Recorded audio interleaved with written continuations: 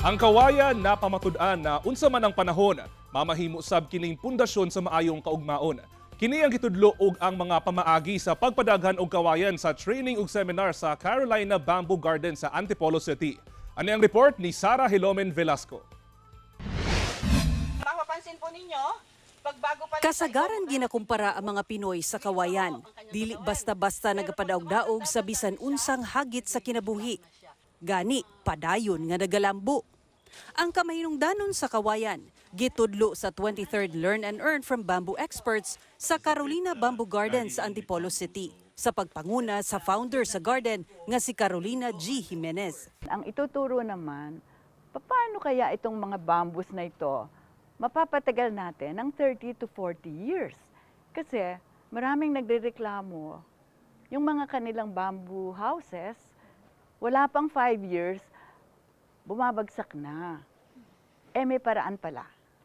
So, yan ang ituturo. Gipakita ang pipila sa 47 bamboo species sa garden, lakip dinhi ang kasagarang ginagamit sa construction. Black bamboo alang sa musical instruments, wamin bamboo alang sa landscape ornamentals o interior decor, ug machiko nga ornamental bamboo o ginagamit sa paghimo og baskets ug hats. Aduna say actual demonstration sa pagtanom og kawayan. Gihisgutan sabang bamboo treatment process o pamaagi aron magdugay ang mga kawayan. Kini ang hinungdan nga nagadugay ang treated bamboo kumpara sa kawayan nga wala na treat nga hangtod tulo ka bulan lang. Bamboo can be used for any type of building. It can be used for houses, huge event centers and pavilions. But in order for it to be used correctly, we need to make sure they're safe and strong and resilient.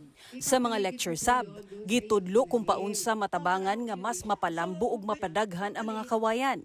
Ang mga mitambong, lakip ang ubang taga-probinsya, excited kuno sa kadaghan sa ilang nakatunan.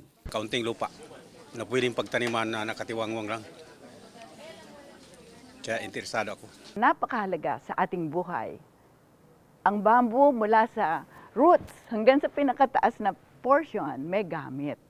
Ang aking passion is to impart to our kababayans the importance of bamboo. Ako si Sara Hilomen Velasco para sa At Home with GMA Regional TV.